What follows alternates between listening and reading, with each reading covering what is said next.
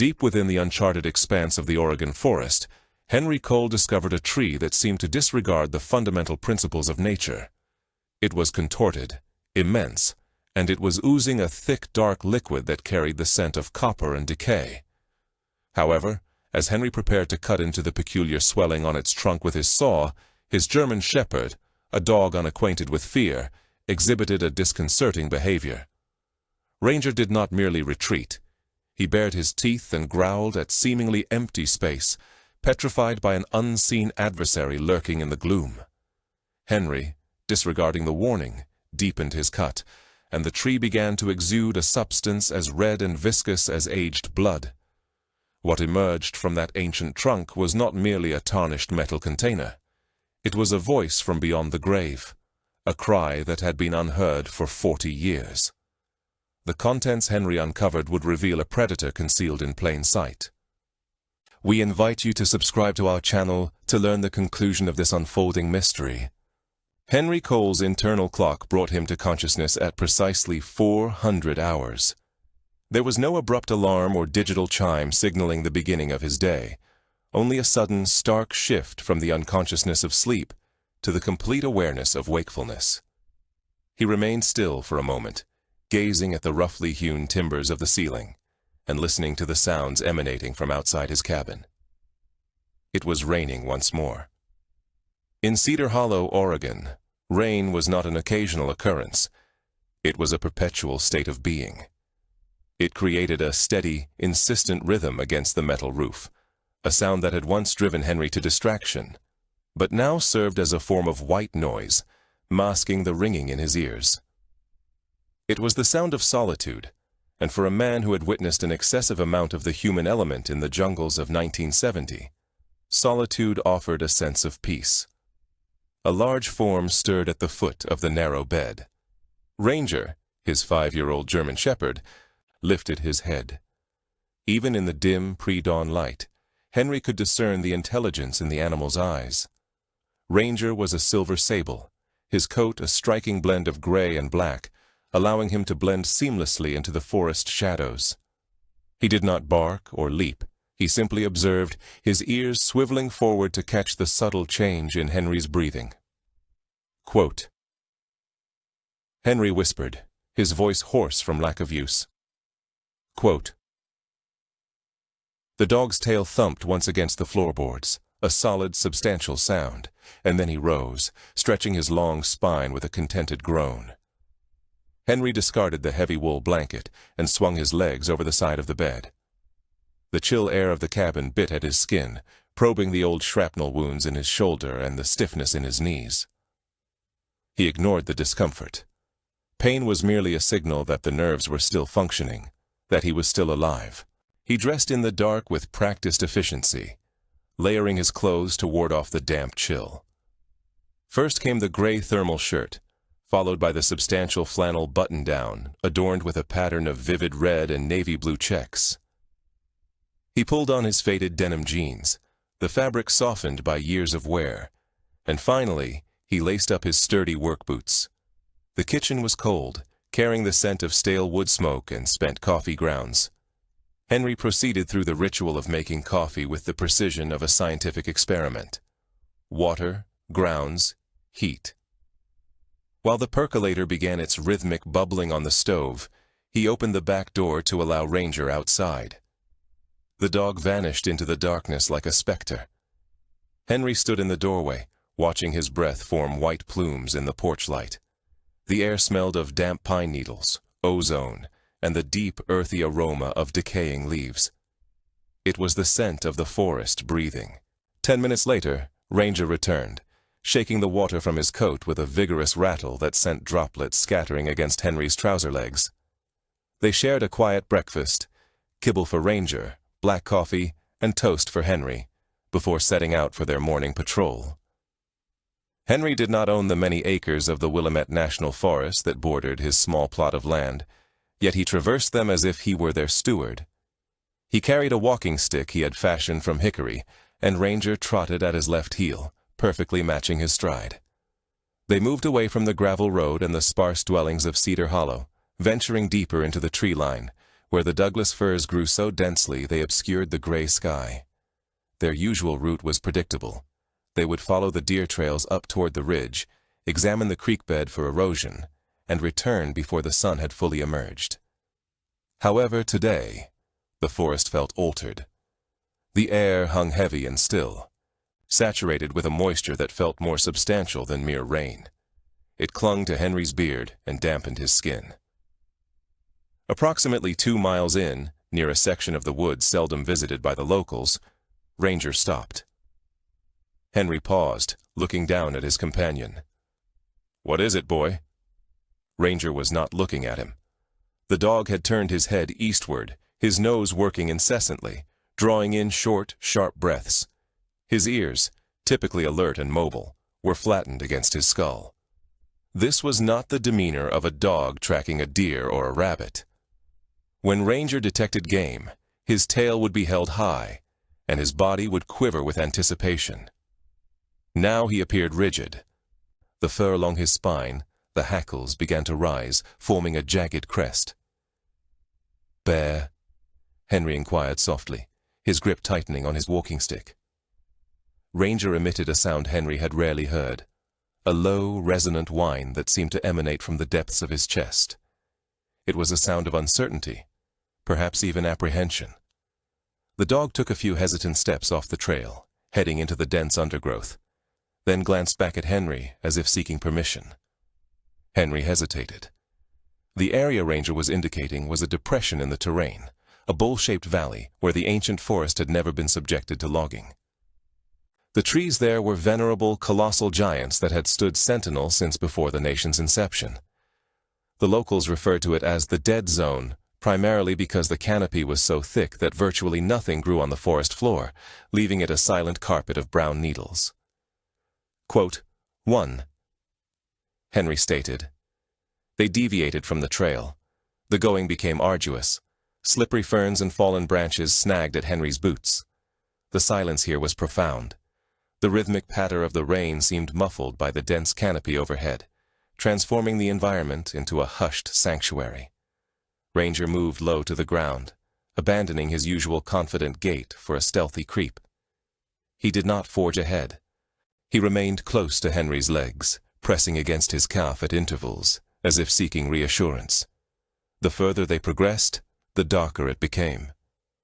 The morning light struggled to penetrate the interwoven branches of firs and cedars. Henry checked his watch. It was nearly 600 hours, yet it felt like dusk. Ranger halted abruptly. He sat down in the damp mulch, his body trembling imperceptibly. Quote 2. Henry whispered. He followed the dog's gaze. Ahead of them, in the center of a small clearing where the ferns refused to grow, stood a tree. It was a western red cedar, but it was unlike any cedar Henry had ever encountered. It was enormous, its trunk easily 12 feet in diameter, yet it was twisted and gnarled, the bark forming spiraling tortured ridges rather than straight lines. It appeared as though a colossal hand had wrung the tree out like a sodden dishcloth. But it was the base of the tree that captured Henry's attention. Approximately 3 feet off the ground, the trunk swelled outwards in a grotesque, tumor-like protuberance. The wood here was not the warm reddish-brown of healthy cedar. It was gray and slick, stretched taut over something solid. Henry stepped forward, but Ranger let out a sharp, warning growl. It was not directed at Henry, but at the tree itself. The dog refused to approach further, planting his feet firmly in the soft earth, maintaining precisely a 10-foot distance from the trunk. "Easy, Ranger.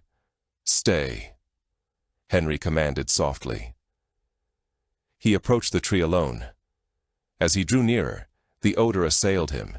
It was not the crisp, aromatic scent of cedar resin, but a cloying, metallic smell, akin to copper pennies left in a container of stagnant water, mingled with the heavy sweetness of decomposition. Henry squinted in the dim light. The swelling on the tree was leaking. Thick, viscous rivulets of black sap oozed from fissures in the bark, trailing down to the roots like sluggish tar. It resembled crude oil more than sap. He reached into his pocket and retrieved a small flashlight, activating it.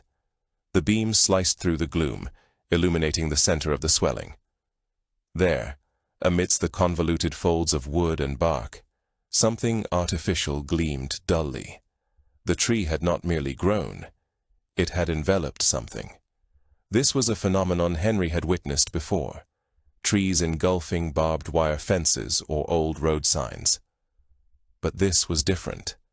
The object was almost entirely obscured, yet a small rectangular corner of metal protruded from the living wood. It was painted a drab olive green, though rust and time had significantly degraded the finish. Henry leaned in, his heart beginning to pound, a slow, heavy cadence against his ribs. He extended a gloved hand to brush away a hanging strand of moss. Behind him, Ranger emitted a high-pitched yelp, a sound of pure distress. Henry froze, his hand inches from the black sap. He looked back. Ranger was pacing back and forth along the invisible boundary he had established for himself, his eyes wide and rimmed with white. The dog was staring intently at the base of the tree, not at the metal object, but at the roots, as if he could perceive something beneath the soil that Henry could not. "It's all right," Henry soothed, though he did not feel all right. A cold, unsettling sensation crept down his spine, a feeling he hadn't experienced since his days on point patrol in the Aishau Valley. It was the sensation of being observed, the feeling of walking into an ambush. He turned back to the tree. The metal object felt solid. He tapped it lightly with his knuckles. The sound was dull and heavy, not hollow. It was buried deep, as though the tree had been attempting to obliterate it for decades, or perhaps endeavoring to conceal it.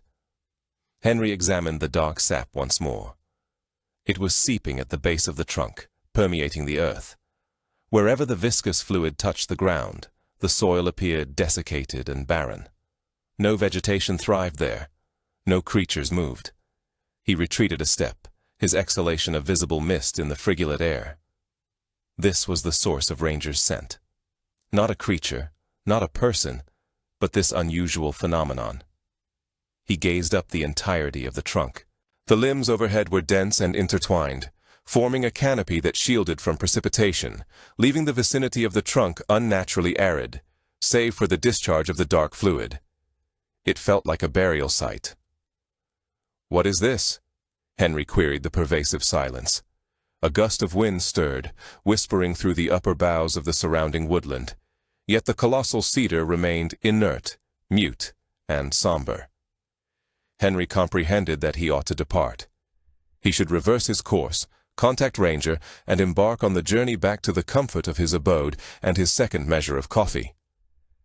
However, the rigorous training he had received at Fort Benning, coupled with the inherent inquisitiveness of a scout, compelled him to remain. The metallic corner bore a resemblance. The hue of green, the texture of the corrosion. It brought to mind the ordnance containers they transported from the aircraft in 1968. But what purpose would an ordnance container serve here, distant from any thoroughfare, ensnared by a tree that seemed ancient? He observed Ranger again. The canine had ceased its restless movement and was now seated, its body rigid, fixing Henry with an intense gaze that demanded acknowledgement. Ranger was conveying to him, in its sole mode of communication, that this locale was ill-suited, that their presence here was inadvisable. Henry held his dog's intuitive sense in higher regard than he did the pronouncements of most individuals. Quote 2. Quote 3. Henry stated, withdrawing incrementally, his eyes fixed on the malformed trunk. Quote 4.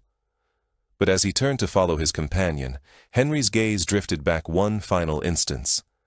Within the fluctuating shadows cast by the foliage stirred by the wind overhead, the protuberance in the tree appeared to subtly alter for a fleeting moment, as if something concealed within were exerting pressure outwards, striving to break free from its arboreal confinement. Henry blinked, and the illusory perception vanished. It was merely a tree, a venerable, ailing tree growing over some discarded detritus. He grasped his walking staff and gestured for Ranger to advance. They moved with haste from the desolate zone, neither person nor animal looking behind them. Yet Henry could not dispel the metallic sensation in his mouth, nor the image of that dark sap seeping into the terrain. He knew, with the conviction of one who had survived by heeding his instincts, that he would return. He was impelled to ascertain what the tree was concealing. The discomfort in Henry Cole's left knee was a more dependable indicator than any meteorological report disseminated from the urban center. By the time he and Ranger had returned to their dwelling, the dull ache had intensified into a piercing, grinding agony that extended down his lower leg. It was a bodily signal he had learned to interpret over many years. The atmospheric pressure was diminishing swiftly. A tempest was not merely approaching. It was aggressively descending upon the valley, likely bringing strong winds and deluge, capable of transforming the forest floor into an unnavigably viscous mire of mud and remnants. Henry stood upon his veranda, gazing back in the direction of the tree line. The overcast sky had deepened to a bruised violet hue above the westward escarpment. If that venerable cedar was situated upon a gradient of unstable, arid earth, a severe storm could precipitate a landslip. The prospect of that peculiar metallic receptacle being swept into the chasm, forever entombed beneath an immense volume of mud, unsettled him profoundly. It felt akin to abandoning an individual, a transgression Henry had vowed never to repeat. He turned abruptly, disregarding the strain on his joints, and strode into his implement shed. The atmosphere within carried the aroma of lubricating oil and wood shavings. He proceeded with a distinct objective, passing over the powered machinery that would prove too cumbersome to transport. He selected a broad, flat-bladed chisel crafted from hardened steel, a robust framing hammer, and a collapsible pruning saw with formidable, serrated edges. He stowed these items within a canvas pack, alongside a roll of adhesive tape and a clean cloth. Ranger observed him from the ingress. The canine remained upright, neither sitting nor reclining, its tail held low, its attention meticulously tracking Henry's every action. As Henry hoisted the pack onto his serviceable shoulder, Ranger expelled a sharp exhalation, a sound conveying resignation mingled with preparedness. The dog understood their imminent return. The journey back to the desolate zone was a desperate race against the encroaching weather. The wind had intensified considerably, violently agitating the upper reaches of the Douglas firs. The forest emitted groans, a cacophony of wood rubbing against wood, producing a somber, resonant symphony that permeated their surroundings. Upon reaching the indentation where the contorted cedar stood, the ambient temperature seemed to plummet by 10 degrees. The air here was remarkably calm, shielded by the dense foliage, yet it possessed a heavy, oppressive tranquility. Henry approached the tree. In the mere hours since their departure, the dark, viscous substance had continued to exude from the protuberance, forming a dark pool that had expanded by several inches. It resembled an unhealed injury. Quote, Henry uttered softly.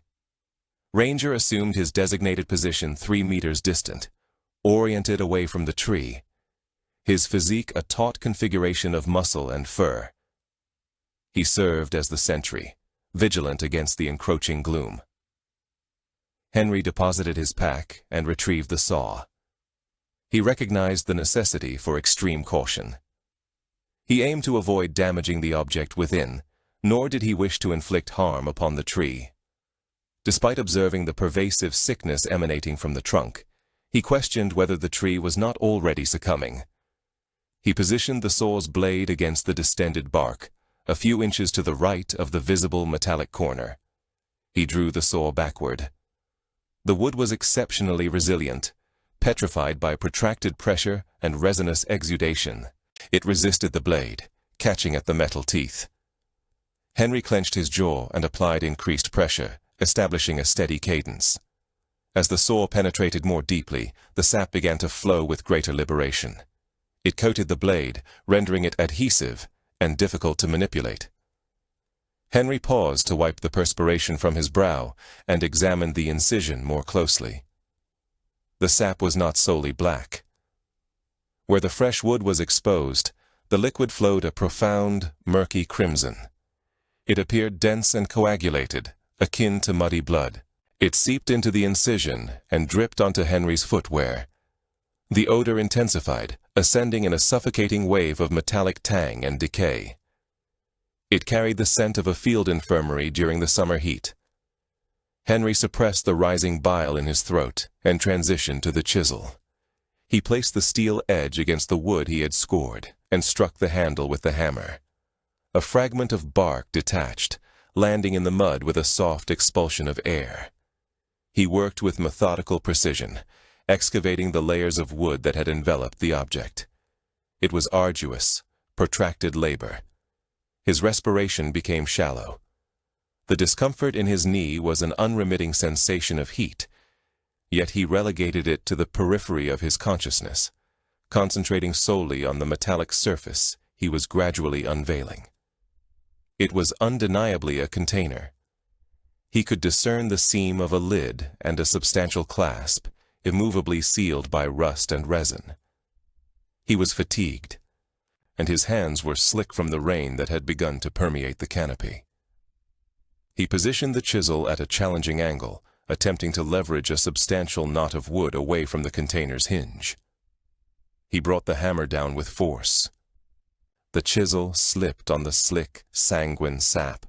The steel blade scraped away from the wood and impacted the fleshy membrane situated between Henry's left thumb and index finger.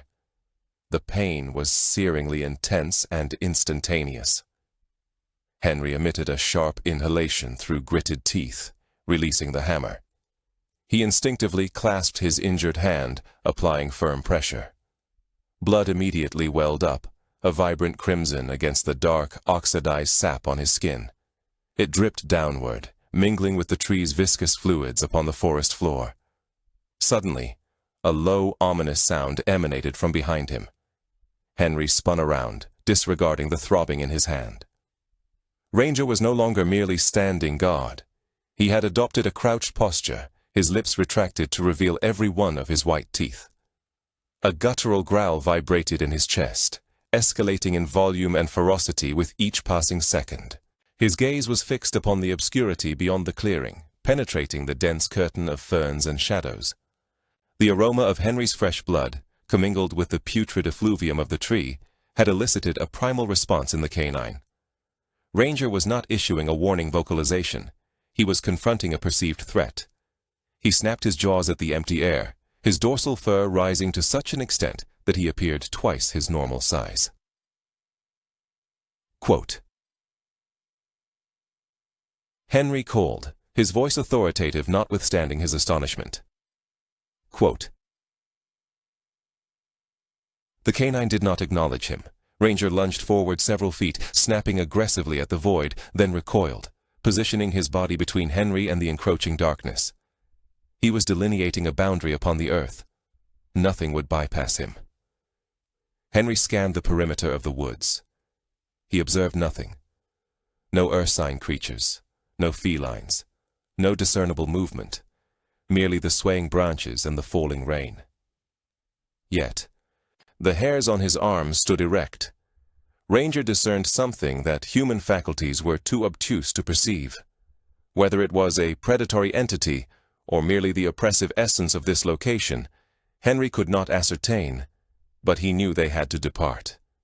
Immediately. He retrieved the cloth from his pack and wound it tightly around his bleeding hand, securing it with a strip of adhesive tape. The wound could be addressed later.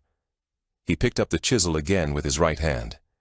He inserted the flat end into the aperture he had created between the tree and the metallic container.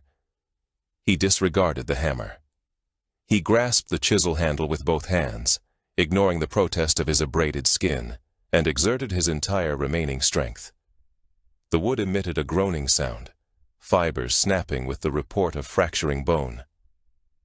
The tree seemed to resist for a final, desperate moment.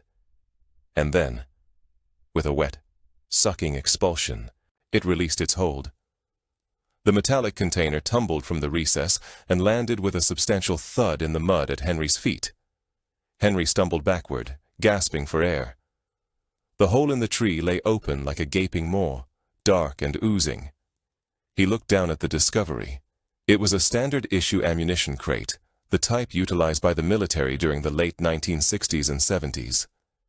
It was marked and dented, its green paint mostly vanished, replaced by a hardened layer of rust and mineral deposits. As it rested, tilted in the mud, a dark liquid began to seep from the seam of the lid.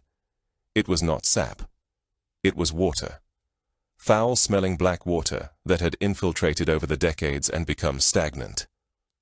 Ranger ceased his growling. He trotted over to Henry, pressing his flank against Henry's leg, his gaze still flicking nervously towards the trees. He nudged Henry's hand with a cold nose, checking on the wound. Henry stooped and grasped the handle on the side of the box. It was heavy, significantly heavier than an empty container should be. It felt solid. It felt like a weight. "Let's depart," Henry stated, his voice strained. "We have secured it!" He lifted the box, grunting as its weight settled against his chest. The odor of the black water leaking onto his jacket was sickening, a scent of old earth and forgotten things. They moved swiftly out of the desolate area, the storm finally unleashing in earnest overhead. The rain descended in torrents, washing the blood and sap from the ground, but it could not cleanse the feeling of foreboding that clung to Henry Cole. He had opened a vital part of the forest, and now he was carrying the core of its secret back to his dwelling. As they reached the crest, Henry glanced back one final time. The ancient cedar stood alone in the downpour, injured and weeping, observing their departure. The storm had fully enveloped the Willamette Valley by the time Henry bolted the weighty wooden door of his cabin against the wind. Outside, the world was a wild concert of thrashing branches and unceasing rain, but inside, the air was calm and warm, smelling of pine resin and the clean sting of iodine. Henry sat at his kitchen table, the sole illumination emanating from a kerosene lamp that cast long, flickering shadows against the log walls. He had attended to the cut on his hand, cleaning it meticulously and bandaging it with fresh gauze. It throbbed with a dull, persistent beat, a physical reminder of the force it had required to extract the metal box from the tree. Ranger lay beneath the table, his head resting on Henry's uninjured foot. The dog was not asleep. His amber eyes were wide open, fixed on the object positioned in the center of the table. The ammunition box appeared out of place in the domestic surroundings. It was a remnant of conflict and decay, streaked with rust and coated in the residue of the black sap. Dark water still seeped from the fine cracks in its structure, discoloring the wood of the table. It rested there, heavy and silent, like a coffin awaiting its opening. Henry took a sip of his tepid coffee, bracing himself. He experienced a peculiar hesitation to open it. In his experience, sealed containers seldom contained positive tidings. They held munitions, medical supplies for the gravely ill, or personal effects of men who would never return home.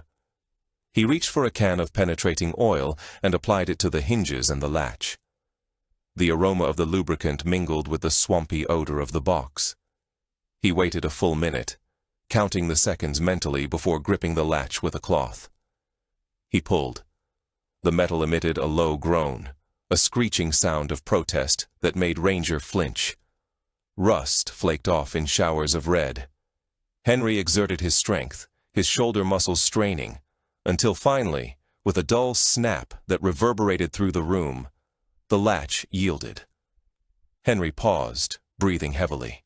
He looked down at Ranger. "Here we go, buddy," he whispered. He lifted the lid. The smell assailed him instantly. It was the scent of time gone stagnant, mildew, decay, and the sour sharpness of old paper. The interior of the box was a mass of black sludge. The water that had seeped in over the decades had pooled at the bottom, transforming whatever loose contents had been inside into an unrecognizable slurry. Henry felt a pang of disappointment.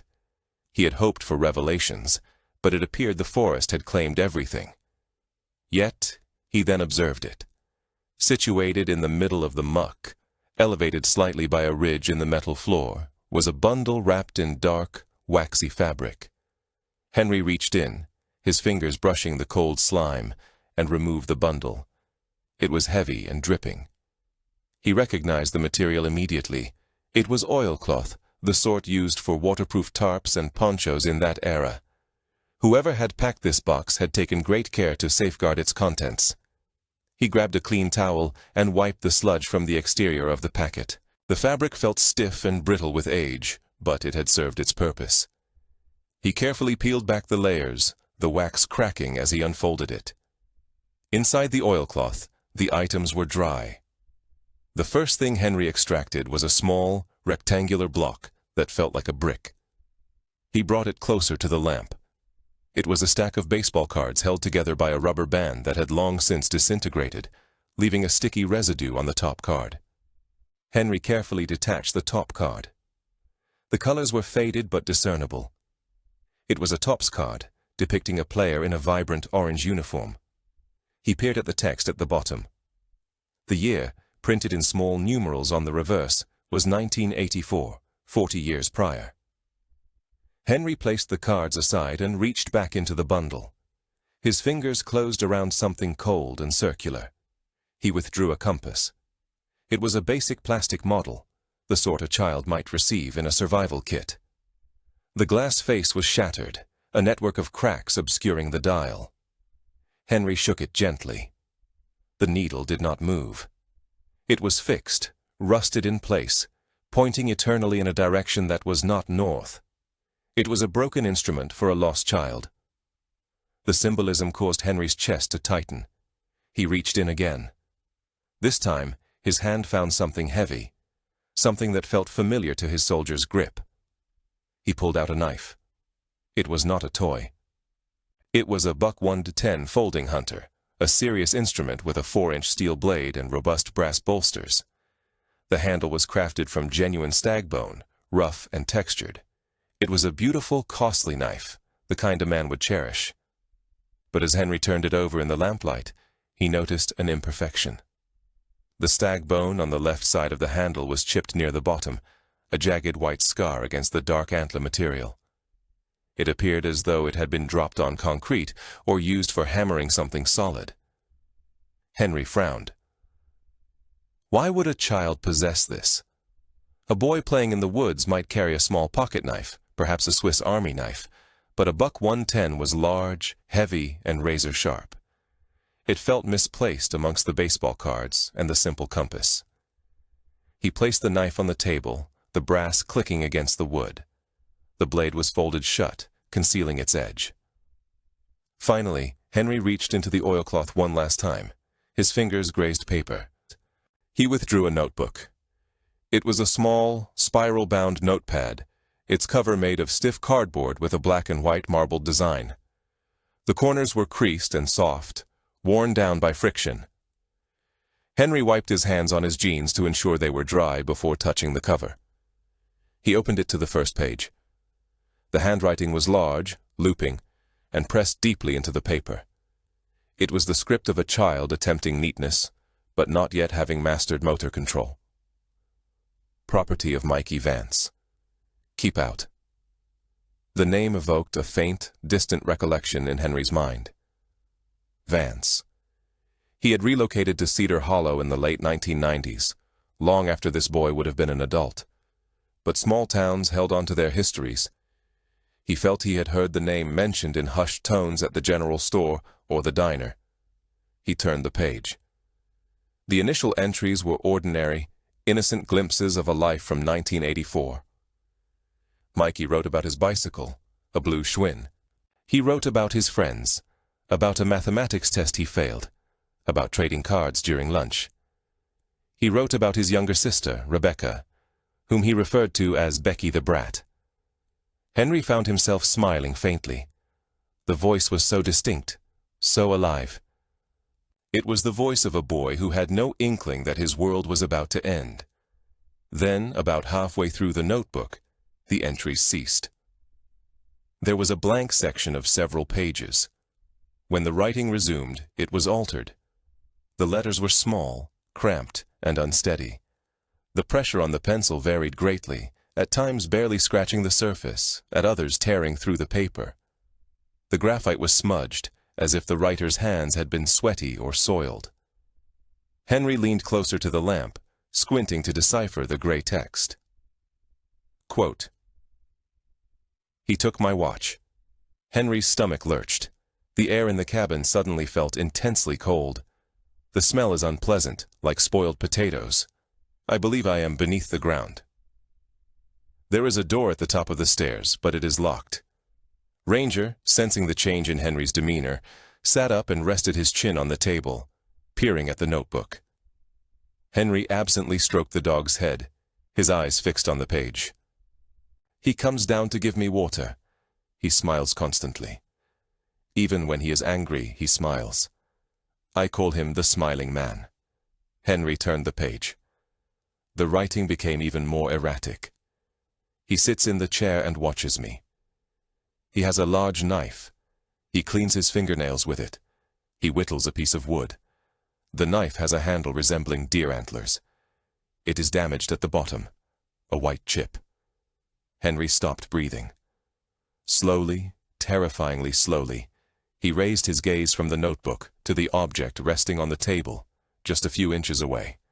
The buck 110, the stag handle, the jagged white chip near the base. It was not Mikey's knife. It was the kidnapper's knife. Henry felt a wave of sickness wash over him. The object he had just held, the object he had cleaned and examined, was the instrument of a monster. Mikey must have taken it from him. The boy had been confined to a cellar with a man who smiled while holding a blade. And somehow the boy had managed to seize the one thing the man used to use to intimidate him. Henry glanced back at the writing. "His name is Jeb." I heard him talking to himself. He said, "Jeb, you've got to be clever. Jeb Sykes. Jeb Sykes."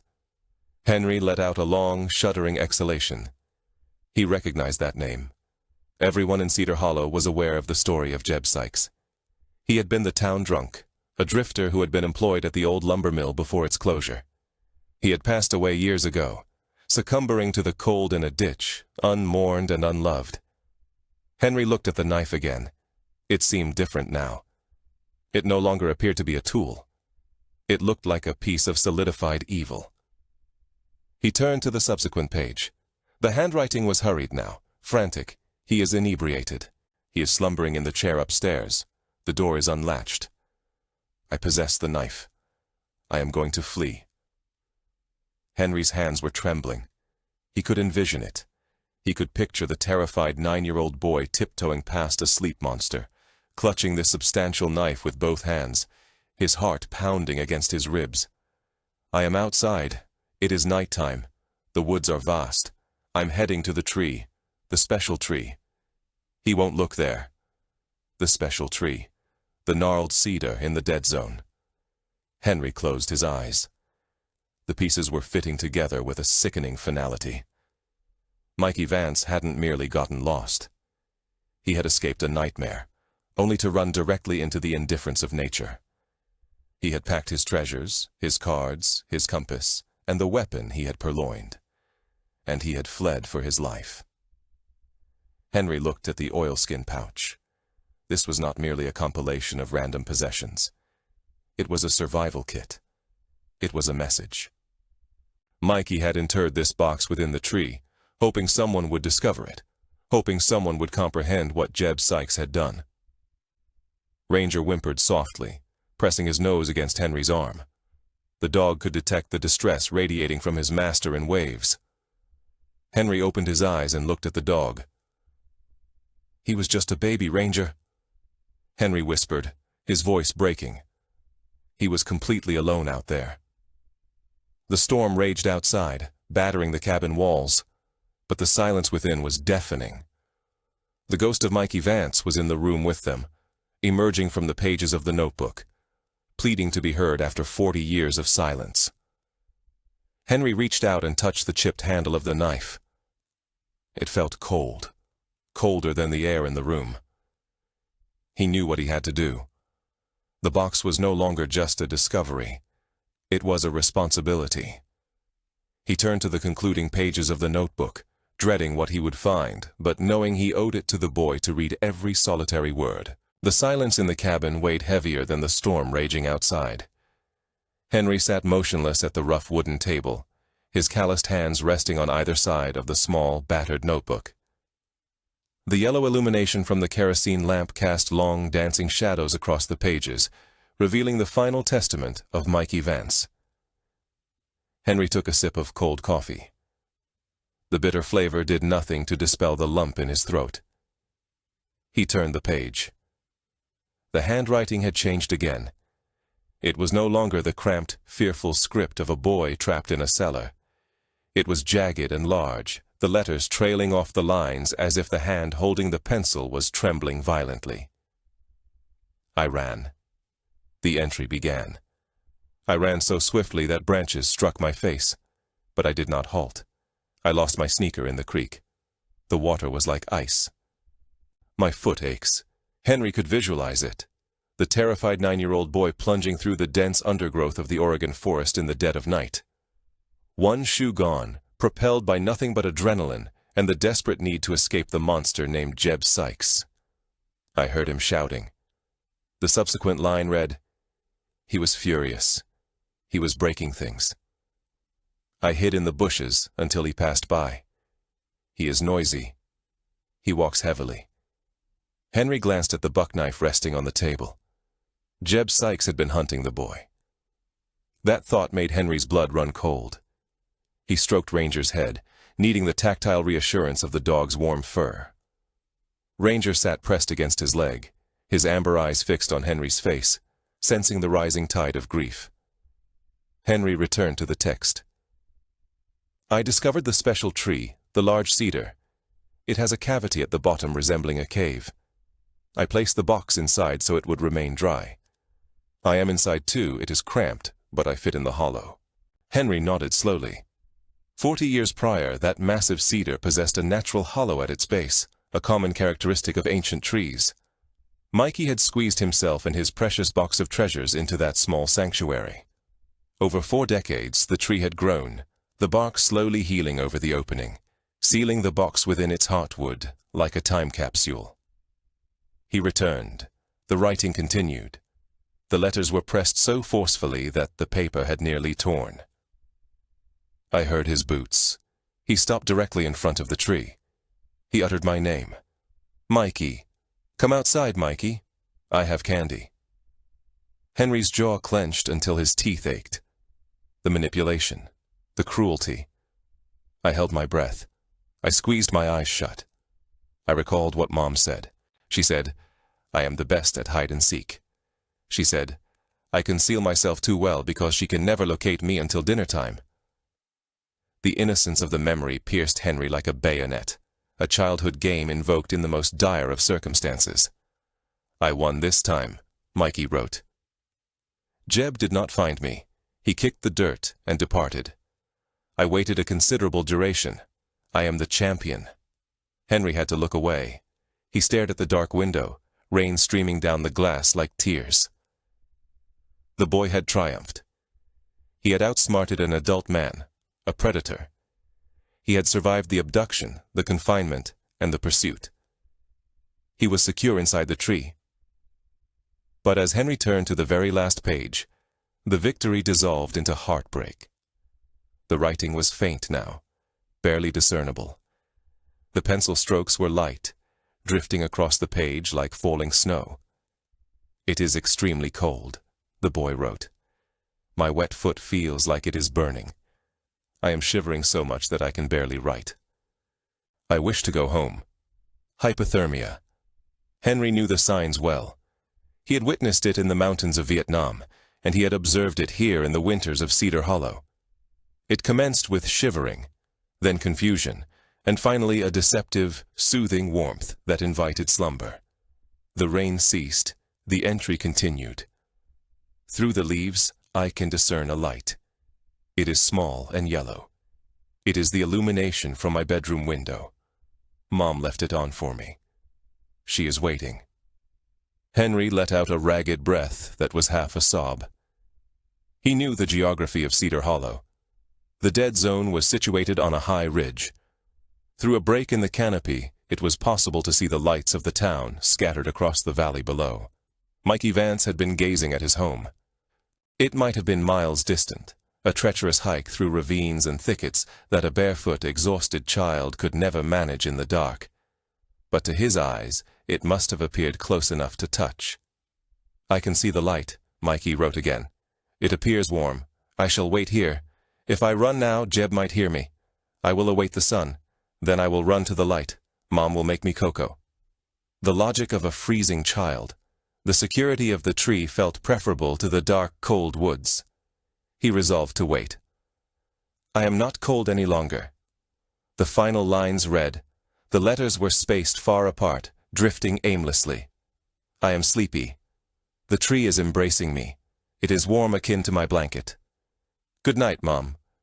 I shall return home in the morning." The writing trailed off into a single long line where the pencil had slid off the page. Henry stared at the blank expanse at the bottom of the paper. The silence in the cabin roared in his ears. Mikey Vance had not perished in fear. He had not died screaming in the clutches of his captor. He had died feeling secure. He had died gazing at the light of his home, believing that his mother was awaiting him, believing that the morning would bring deliverance.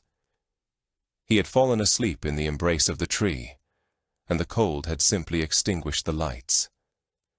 It was a mercy, Henry surmised. A small, cruel mercy. But the image of that little boy, curled up in the hollow of a tree, watching a distant yellow light while his life slipped away, shattered something within Henry that he believed had calloused over years ago. Tears, hot and unbidden, spilled over his cheeks and dripped onto the rough wood of the table. He did not wipe them away.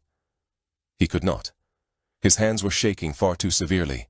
"I was right there, Ranger," Henry whispered, his voice thick with sorrow. He could see home.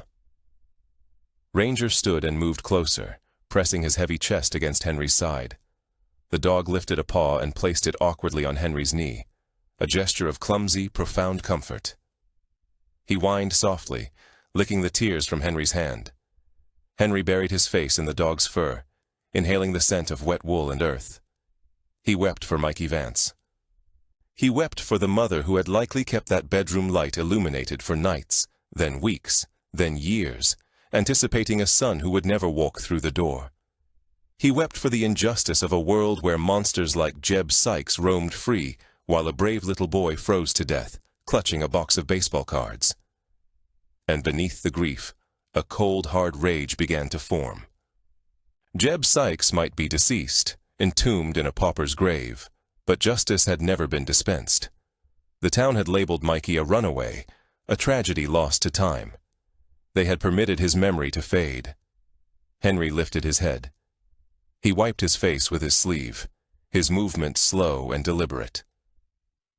He looked at the notebook one last time, then closed it gently, treating it with the reverence due a sacred text. He looked at the window where the storm was assaulting the glass. Outside, in the darkness and the rain, Mikey was still waiting. His bones were still nestled in the roots of that tree, protected by the cedar that had been his final sanctuary. But the tree was no longer a secure haven. It was a grave, and graves were meant to be marked, not concealed. Quote, Henry said to the empty room. His voice had evened out, now fortified by a determination that felt like solid iron in his spine. He rose, acknowledging the discomfort in his damaged knee with a wince. He made his way to the window and gazed out into the darkness. Somewhere beyond, hidden by the dense foliage of the old growth forest, a young boy's spirit still held out for a signal of hope. Quote 1. Henry pledged. Quote, outside, the tempest roared, a lament that reverberated through the valley, yet Henry Cole no longer registered the wind. He was attending to the dictates of his own sense of duty, a mandate as precise and unyielding as any military order he had previously received. No one is left behind, neither Jack Reynolds nor Mikey Vance. The storm battering the cabin's log walls was now more than just a meteorological occurrence. It was an encroaching danger. Henry Cole stood by the window, his gaze scanning the impenetrable gloom. Rain descended in such heavy curtains that it mirrored the porch light, creating a wall of visual static. He could discern the wind ripping through the upper reaches of the forest, a sound akin to a freight train, signaling the imminent fracturing of trees. However, Henry's thoughts were not occupied with his roof or his windows. His attention was miles distant, focused on a precise location within the dense woods, the dead zone. He was intimately familiar with that terrain, more so than the creases on his own face. The ancient cedar tree was situated on a steep incline, resting on an earth shelf where vegetation struggled to take root. The soil there, typically dusty and loose in drier periods, would now, after days of rain culminating in this downpour, be undergoing a transformation. It would be turning into a heavy, unstable mud. Liquefaction, the term surfaced from his military training. When the ground loses its solid state, if that slope were to fail, the cedar tree, anchored deep to the bedrock, might remain, but the surrounding earth would cascade downwards. The topsoil, the roots, and anything entombed within them would be stripped away and carried into the deep gorge below. Mikey Vance would once more vanish, not into an unknown enigma this time, but into the geological upheaval of the mountain. He would be entombed beneath monumental quantities of earth and rock, lost eternally. Henry's grip on the windowsill tightened, his knuckles whitening. A cold perspiration beaded on the back of his neck, unrelated to the cabin's temperature. The character of the rain sound altered. For a fleeting instance, it was not striking a tin roof in Oregon, but rather the broad leaves of a jungle canopy. The scent of pine dissipated, supplanted by the overwhelming odors of decay, gunpowder, and burning fuel. It was November, 1970. The Ashaw Valley. The recollection struck Henry with the physical impact of a blow, causing his knees to falter. He was no longer an aged man in a cabin, but a 22-year-old, crouched in the mud, shouting into a radio handset slick with sweat and blood. The extraction point was under heavy fire. Enemy ordnance was pulverizing the ground around them, sending geysers of damp earth into the air. The helicopter hovered 10 feet above the ground, the downdraft from its rotors flattening the tall grass. "Go, go, go!" the door gunner screamed, his mouth a dark void of terror. Henry was scrambling towards the skids, hauling a wounded comrade, but the mud was deep, clinging to his boots as if alive. Then the mortar round impacted. The shock wave sent Henry sprawling. When he looked up, a ringing silence enveloped his ears. The helicopter was ascending, banking sharply to evade incoming fire. And Jack Reynolds was gone. Jack had been 5 yards behind him. Jack, who had shared his rations, who had spoken of his sweetheart back in Alabama every single night for 8 months. Jack lay in the mud, his chest heaving, his gaze fixed on Henry. He was not screaming. He was simply watching the helicopter climb. Henry had lunged for the door, yelling at the pilot to return, but strong hands restrained him. They stated it was too perilous. They declared Jack was already lost. They asserted they had to safeguard the survivors. Henry watched through the open doorway as the jungle reclaimed his friend. He observed Jack Reynolds disappear into the rain and mud, abandoned in a place no American boy should ever be left. 54 years later, the remorse was as raw as the scar on Henry's shoulder.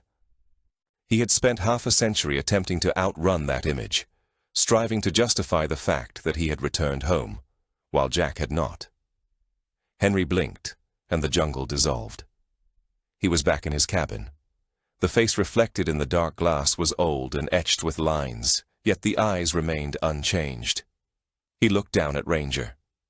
The dog stood beside him, pressing his weight against Henry's leg, sensing the panic attack that had just overwhelmed his master.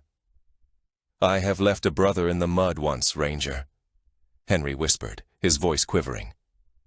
"I watched him fade because I lacked the strength to prevent it." He turned from the window and gazed at the notebook on the table.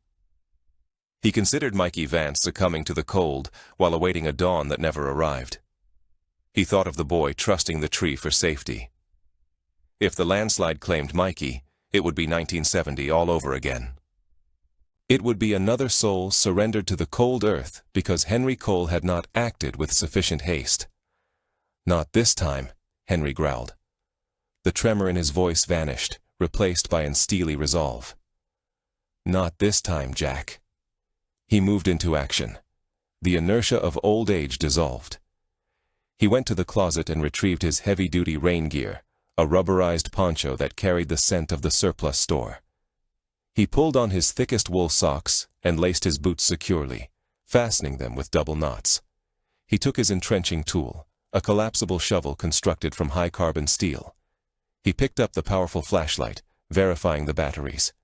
He fastened the sheath of his own hunting knife to his belt. Lastly, he gathered a coil of climbing rope.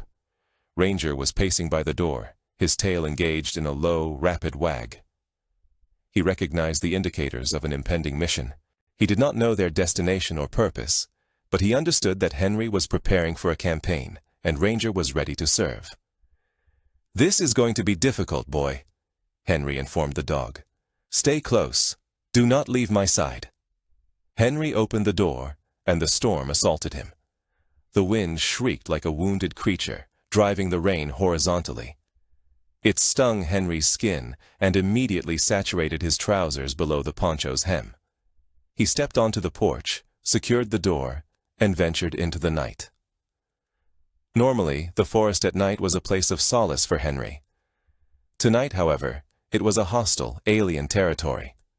The beam of the flashlight was nearly ineffective, reflecting off the sheet of falling water and creating a blinding white glare. Visibility was less than 5 feet. They moved off the gravel driveway and into the trees. The ground was perilous. What had been solid earth that morning was now a slick, treacherous paste. Henry slipped within the first 100 yards, his bad knee buckling, but he steadied himself on a young tree and forced himself upright. "Forward," he commanded, his voice snatched away by the wind. Ranger assumed the lead. The dog did not depend on sight. He moved with his nose low to the ground, discerning the terrain through scent and instinct. He navigated through the undergrowth, locating the deer paths that offered the most stable footing. Henry followed the glint of the dog's silver tail. Each step was a struggle. Branches whipped at his face, tearing at his poncho. The roar of the wind in the canopy was overwhelming, sounding like the ocean crashing directly overhead. Large branches, heavy with water, cracked and fell around them, thudding into the soft earth, sending vibrations Henry could feel through his boots. They reached the creek crossing, and Henry's heart sank. The gentle stream had become a raging torrent of brown water frothing over its banks. There was no apparent way to jump it. Ranger paced the bank, whining. He glanced back at Henry, his eyes reflecting the flashlight beam. "We have to cross," Henry shouted above the din of the water.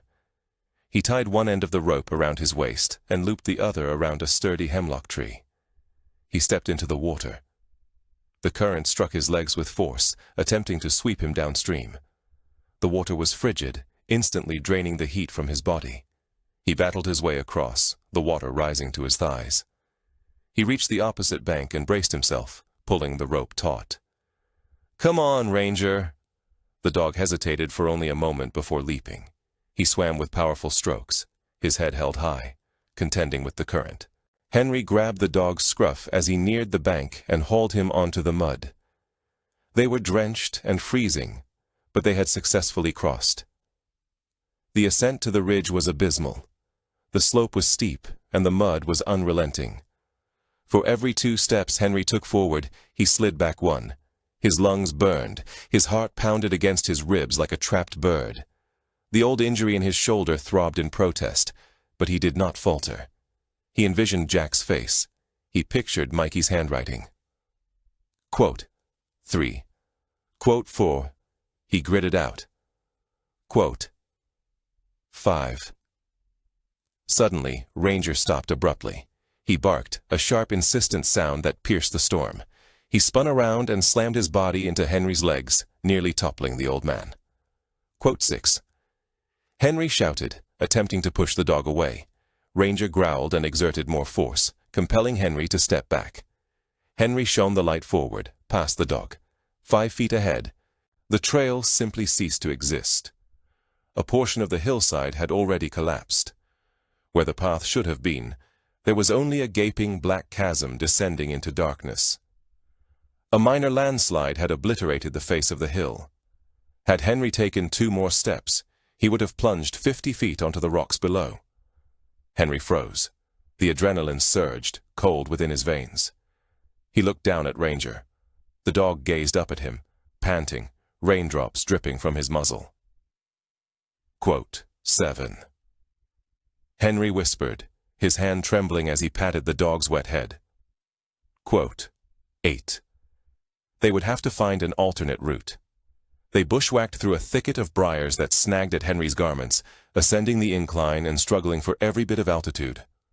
At last, after an interval that seemed like hours, the ground grew level. The trees became slightly less dense. They had reached the barren zone. Henry swept his flashlight beam across the open space. The vista was one of devastation. The soil was in motion. Small streams of mud flowed like molten rock around the base of the trees. The earth was emitting groans. A deep, low-frequency rumble vibrated through the soles of Henry's boots. And there, in the heart of the unstable terrain, stood the old cedar. It was listing.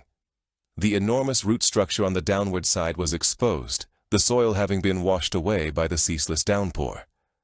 The tree was struggling to maintain its upright position.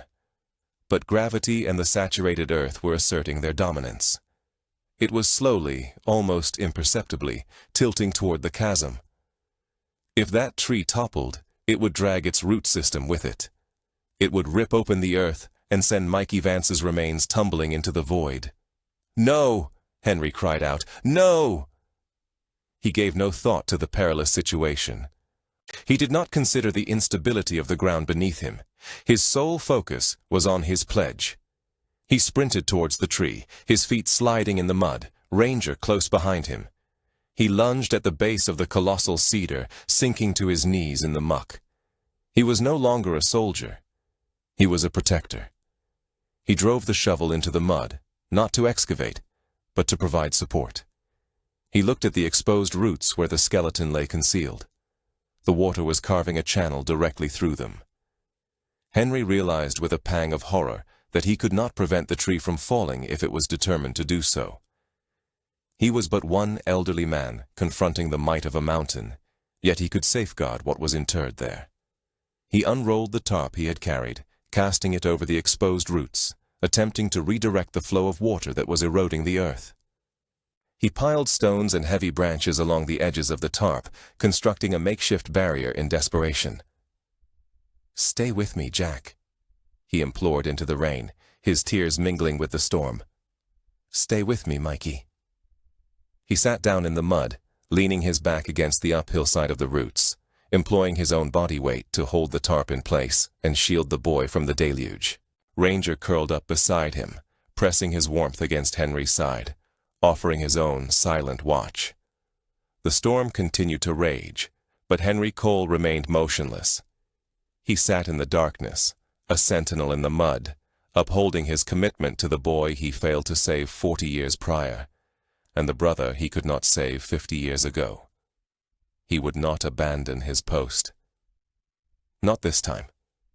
The rain did not simply fall, it drove down. It descended in relentless, punishing sheets, transforming the world into a blur of gray water and black mud. Henry Cole sat huddled at the foot of the ancient cedar, his body curled into a protective crescent against the exposed root system. The waterproof poncho he wore was slick with mud, offering minimal warmth against the bone-chilling cold of the Oregon night. However, warmth was no longer his primary concern. Holding the line was the only thing of consequence. The hillside surrounding him was alive. The earth, saturated beyond its capacity, was undergoing a slow, liquefied slide towards the ravine below. Henry could feel the tremors of the shifting soil through his hips and legs. It was a deep, grinding sensation, as if the mountain itself was moaning in distress. Beside him, Ranger was a shivering mass of damp fur. The dog pressed close against Henry's side, sharing his body heat, his head resting on Henry's thigh. Yet even amidst the tempest, Ranger's nose was active. Suddenly the dog lifted his head. He sneezed, a sharp, forceful expulsion of air, and then pressed his muzzle deep into the crevice between two large roots. He inhaled deeply, pulled back, and sneezed again, shaking his head as if to clear his sinuses of something pungent. Henry directed the beam of his flashlight to where the dog was investigating. The light struggled to penetrate the rain, illuminating a murky slurry of dark water cascading over the roots. Then Henry detected it as well. It was faint at first, overshadowed by the potent scents of wet pine, ozone, and mud. But as a fresh surge of water washed away a layer of topsoil, the odor rose up, thick and unmistakable. It was a sickly, sweet, cloying scent, distinct from the smell of decaying vegetation. It was the odor of organic chemistry in decomposition. It was the scent of cadaverine. It was the smell of death preserved in the cold embrace of the earth for 40 years, now unleashed by the ferocity of the storm. Henry's stomach tightened, but he did not recoil. He leaned forward, wiping the rain from his eyes. Ranger began to paw at the mud, his movements gentle and deliberate, in contrast to the frantic digging of a dog pursuing a gopher. He was uncovering something. Quote, Henry whispered, his voice lost in the wind's roar. He reached out and gently pushed the dog's paws aside, taking over the excavation with his own gloved hands. He scooped the muddy water, clearing it away with agonizing slowness. He was terrified that a single misstep, a slip of his hand, would dislodge the very thing he was striving to protect. The water cascading down the hill assisted him, rinsing away the loose soil. As the mud cleared, a form began to take shape from the darkness between the roots. It was blue, a dull, faded blue that appeared alien against the browns and grays of the forest floor. Henry leaned closer, bringing the flashlight within inches of the object. It was rubber, the sole of a shoe. He traced the outline with a trembling finger. The canvas upper of the sneaker had long since decayed, consumed by microbes and time, but the synthetic rubber sole remained intact. It was small, heartbreakingly small. It was a size that belonged to a boy who climbed trees and rode bicycles. Henry felt a sob catch in his throat, hot and painful. This was it. This was the evidence of Mikey Vance's final resting place. But the storm displayed no regard for the deceased. A sudden, violent gust of wind tore through the canopy above. A large branch snapped with a sound like a rifle shot, crashing onto the slope 20 yards away. The impact sent a shockwave through the unstable ground. Immediately, the flow of water rushing down the hill intensified. A new stream of mud broke through the debris dam Henry had constructed, surging directly toward the exposed shoe. "No!" Henry shouted. He saw the water undermining the soil beneath the sneaker. He saw something else, white and fragile, gleam in the flashlight beam. The curve of a small rib, white as ivory, exposed by the erosion. The earth was attempting to reclaim Mikey. It was attempting to wash him down into the ravine to scatter his bones among the rocks where they would never be found. Henry lunged forward. He abandoned the shovel. He abandoned the tarp. He jammed his own shoulder into the gap between the roots, positioning his body as a human shield against the oncoming flood. The water slammed into his back. It was frigid, carrying rocks and grit that scoured his neck and face. The force of it pinned him against the hardwood of the tree roots, knocking the wind out of him. "I got you!" Henry gasped, gritting his teeth against the pain in his injured shoulder. "I got you, son!" He wedged his boots into the mud for leverage and braced his arms around the area where the remains lay. He became a living dam. The water piled up against his back, swirling around his waist, forced to divert around him and flow harmlessly to the sides of the grave. Ranger barked, a sound of distress, and tried to lick Henry's face. Quote 4-4. Henry commanded. Quote 5. The dog obeyed, curling up against Henry's chest, effectively filling the gap between Henry's body and the tree trunk. Together, man and dog sealed the tomb. The hours that followed were a blur of misery and endurance. The cold seeped through Henry's heavy clothing, then through his skin, settling deep within his bones. His shivering became violent, racking his entire frame with spasms that threatened to dislodge him from his position. But every time he felt his resolve weakening, every time the seductive voice of hypothermia whispered that it would be easier to simply lie down and sleep, Henry looked down. In the small pocket of space created by his body, the sneaker sole and the fragile bones remained dry and undisturbed. He began to speak. He did not know if he was addressing Ranger, Mikey, or the ghost of Jack Reynolds, but he spoke to keep his mind from shutting down. Quote, Henry murmured, his teeth chattering. Quote 1. The wind howled through the branches like a grieving mother. The rain pounded against Henry's back like artillery fire. I'm sorry it took so long, Henry continued, his voice strained. I'm sorry the world forgot. But we're here now. Ranger and I. We're here and we aren't going anywhere. Ranger whined softly and licked the underside of Henry's chin. The dog's body was a furnace, a radiant source of heat that was likely the only thing preventing Henry's core temperature from dropping to fatal levels. Henry buried his frozen nose in the dog's fur, inhaling the damp, earthy scent. Good boy, Ranger, he whispered. You're the best of us. Sometime deep in the night, the pain in Henry's legs subsided, replaced by a dangerous numbness. His vision began to tunnel. The darkness at the periphery of his sight seemed to creep closer, populated by shadows resembling soldiers in jungle fatigues. He saw Jack Reynolds standing by the tree line, observing him. Quote, so. Henry mumbled, his words slurring. Quote, 7. The hallucination of Jack nodded slowly, then dissolved into the rain. Henry forced his eyes to remain open. He focused on the rhythm of Ranger's breathing. In, out, in, out. He synchronized his own shallow breaths to the dog's. He anchored himself to the living creature, refusing to drift away into the gloom. He thought about the light Mikey had seen, the illumination from the bedroom window. Quote, 8. Henry promised. Just hold on. The daylight is on its way. Art. It seemed to last an age. It felt like a lifetime compressed into one single, frigid night. But gradually, almost imperceptibly, the tempest's roar began to subside. The rainfall transitioned from a downpour to a steady shower, then dwindled to a fine mist. The darkness shifted from pitch black to a sooty gray. Henry blinked, his encrusted eyes smarting. He could not feel his feet. He could not feel his hands, yet he could discern the shapes of the trees surrounding him. Dawn, the initial weak light of morning, filtered through the dense clouds, revealing the ravaged state of the hillside. Mud was pervasive. Trees had fallen. The terrain had been scarred and reshaped by the fury of the storm. Yet, in the heart of the destruction, beneath the ancient cedar, a small patch of ground remained untouched. Henry attempted to move, and sharp pain shot through his rigid muscles. He groaned, adjusting his weight.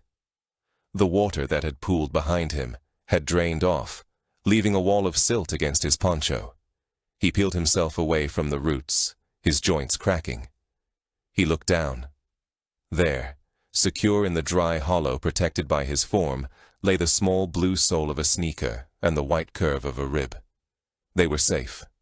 Henry sank back against the mud, profoundly weary, tears escaping his eyes to mingle with the rain on his face. Ranger stood and shook himself, sending a shower of water over Henry. The dog stretched, then leaned down and vigorously licked Henry's face, his tail wagging with a slow, weary cadence. Quote, Henry rasped, reaching up with a numb hand to scratch behind the dog's ears. Mission accomplished. The sun had not yet pierced the clouds, but the light was present. The long night had concluded. And for the first time in 40 years, Mikey Vance was no longer alone in the dark. The dawn did not break over Cedar Hollow. It bled into the sky. The luminescence filtering through the storm-battered canopy was a bruised, watery gray, offering no warmth to the two sentinels keeping watch beneath the cedar tree. Henry Cole sat immobile, his back fused to the mud and roots. His legs had long since gone numb, a heavy dead weight he doubted could ever support him again.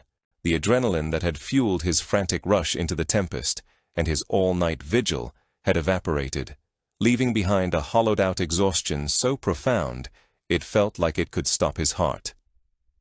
Beside him, Ranger was alert. The German shepherd sat on his haunches, his silver and black coat matted with dried mud.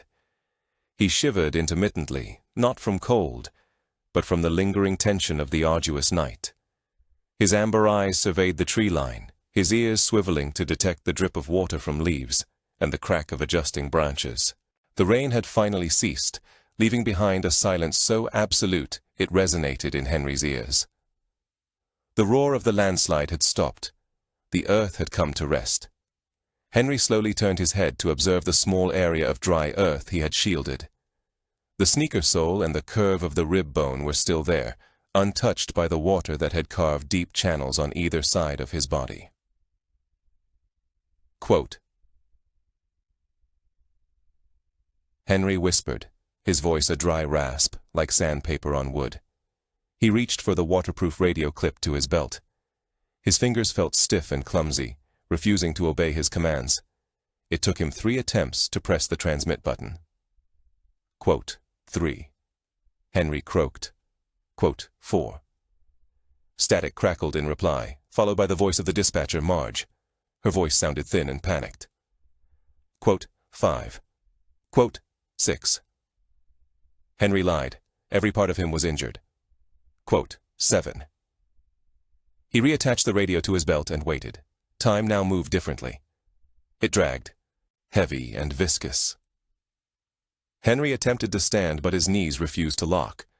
He managed to pull himself into a kneeling posture, using his shovel handle as a support. He wiped the mud from his face, trying to appear less like a creature that had crawled from a swamp and more like a human being. Ranger suddenly stood, a low growl rumbling in his chest. The fur along his spine stood on end in a sharp ridge. Henry looked in the direction the dog was staring. Down the slope, through the mist and the shattered timber, a figure was struggling uphill. It wasn't Sheriff Marston. The figure was younger, moving with frantic, uncoordinated energy. He slipped in the mud, scrambled back up, and continued onward, his breath forming clouds in the cool air. It was Deputy Ryan. Henry recognized the young man.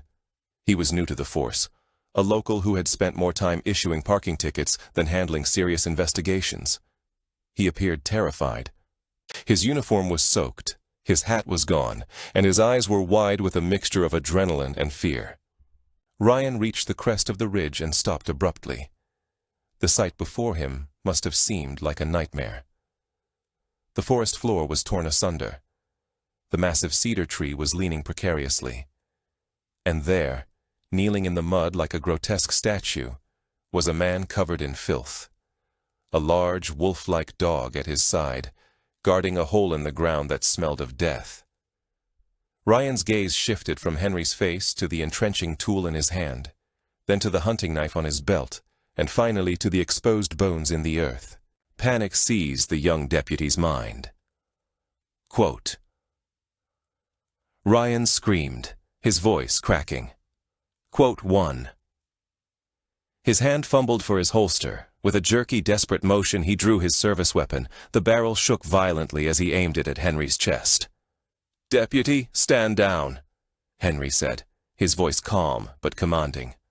I said don't move, Ryan yelled, stepping back, his boots slipping in the mire. Get away from the body! Put the weapon down!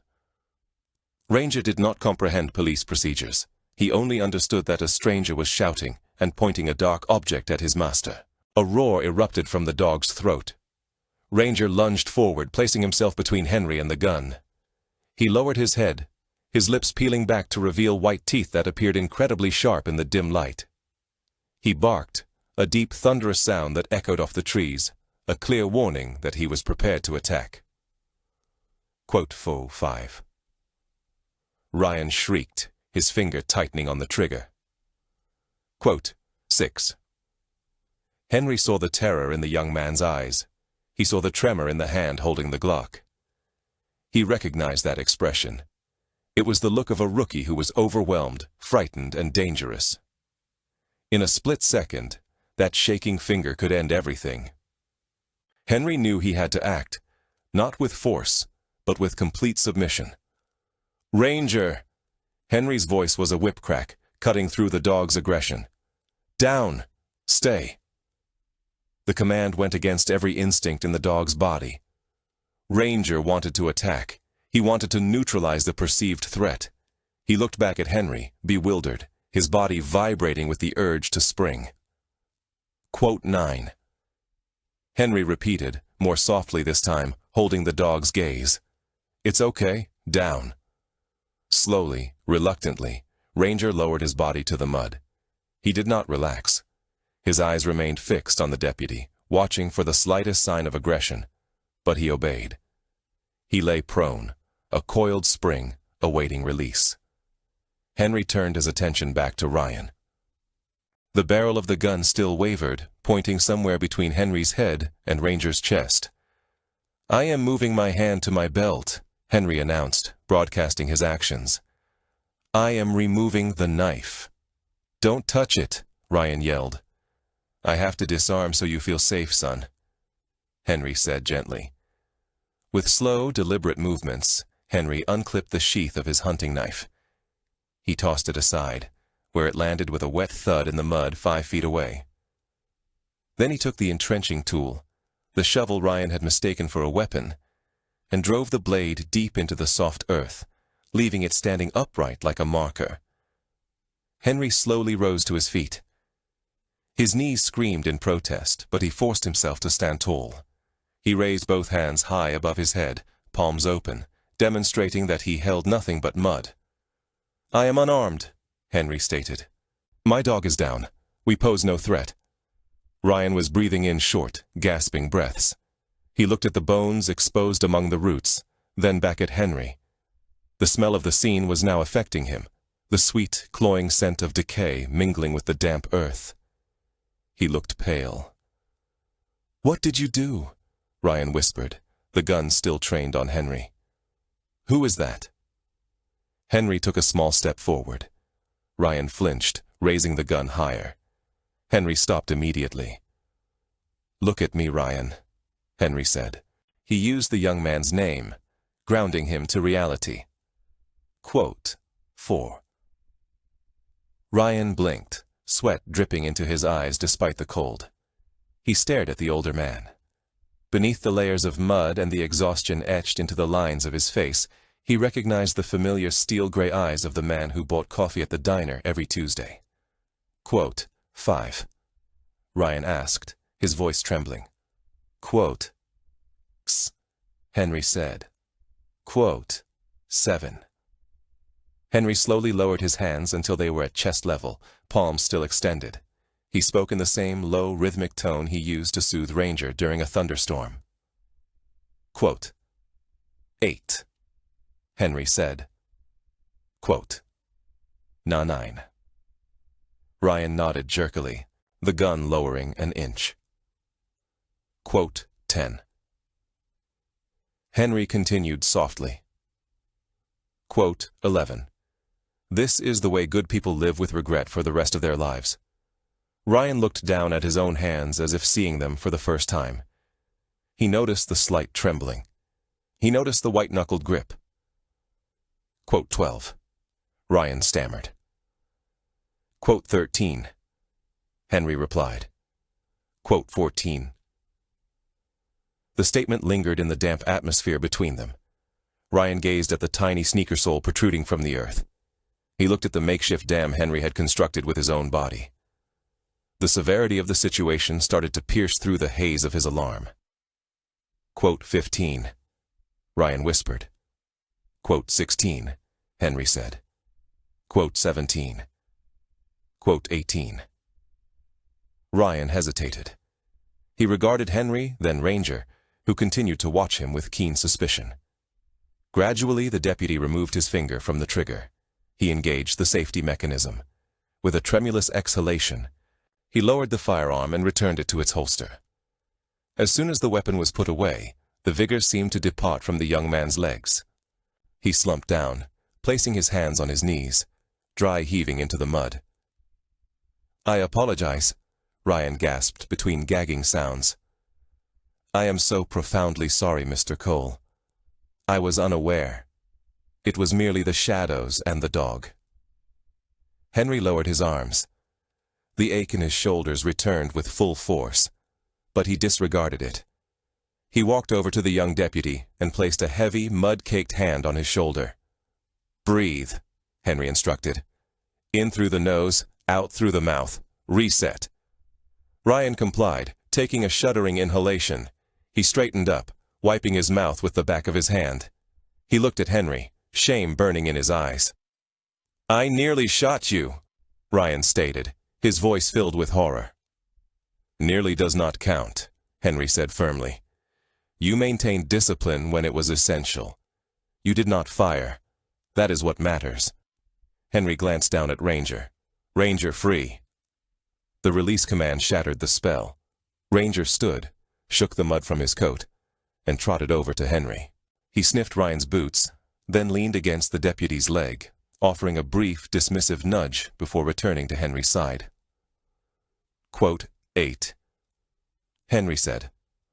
From further down the slope, the sound of a heavy engine roaring and tires spinning on gravel broke the silence. Then came the slam of a car door and a deep, booming voice calling out. Quote 9. It was Sheriff Dale Marston. Ryan straightened his uniform, attempting to regain a measure of professional composure. He looked at Henry. Quote 10. Ryan asked quietly. Quote 11. Henry observed the young man. He perceived the fear of failure, the dread of reprimand. He recalled being 22 years old in a jungle, terrified and making blunders. Quote 12. Henry inquired, his face a mask of impassivity. Quote 13. Relief washed over Ryan's face, eradicating the fear. He nodded. A silent understanding was forged in the pale light of dawn. "Thank you, sir," Ryan whispered. Henry turned back toward the cedar tree. The sun was finally ascending the ridge, sending beams of pale golden light through the mist. The light struck the base of the tree, illuminating the blue sneaker and the white bone. "Do not thank me," Henry said softly. "Simply assist me in bringing him home." Sheriff Dale Marston crested the ridge, his breathing heavy and labored, characteristic of a man who had borne the weight of Cedar Hollow on his shoulders for too many years. He was a large man, broad-shouldered and stout around the middle. His uniform was strained from a long night of coordinating emergency crews and clearing fallen trees. His face was gray with exhaustion, etched with the deep lines of a career spent witnessing the aftermath of poor choices and natural calamities. As he stepped into the clearing of the devastated zone, he paused. The scene that greeted him hushed the questions that had begun to form on his lips. He observed the destruction wrought by the landslide, the earth torn open as if by a wound. He saw Deputy Ryan standing guard, pale and shaken, yet upright. He saw Henry Cole, a man he had known for 20 years as a solitary hermit, covered in mud from boots to hairline, leaning heavily on a shovel. And he saw Ranger, the silver German shepherd, sitting like a stone effigy beside a small, miraculously untouched patch of ground. Marston's gaze traveled to the roots of the leaning cedar. He saw the blue rubber sole. He saw the bone. The sheriff removed his hat and held it against his chest. He walked slowly toward Henry, his boots squelching in the mire. He did not appear like a lawman approaching a crime scene. He seemed like a mourner approaching a casket. "Henry," Marston said, his voice thick. "Is that?" "It is Mikey Vance," Henry responded. His voice was a whisper, raspy from the cold and the conversations he had held with the darkness. "He has been here all along, Dale." Marston closed his eyes for a moment, a grimace of pain contorting his features. Mikey Vance. The name was a searing scar on the department's history, a cold case that had troubled Marston since his days as a young patrolman. Quote, 4. Marston murmured. Quote, 5. Quote, 6, Henry said. Quote, 7. Henry reached into the deep pocket of his rubberized raincoat. His hand trembled slightly as he withdrew the oilskin pouch he had carried with him through the storm. He had brought it because he could not bear to separate the boy's narrative from his remains. I discovered a box, Henry said, buried within the tree. He left items behind, a diary, baseball cards. He unfolded the oilskin fabric. Lying atop the notebook was the Buck 110 folding hunter knife. The brass bolsters were dim, the steel blade folded shut. And this, Henry said. He held the knife out to the sheriff. Marston reached for it instinctively, his movements sluggish. He took the heavy knife in his large hand. He turned it over, examining the stag bone handle. The instant his eyes fell upon the jagged white chip near the base of the handle, Marston froze. The color drained from his face with alarming speed. His breath hitched in his throat with a sharp, strangled sound.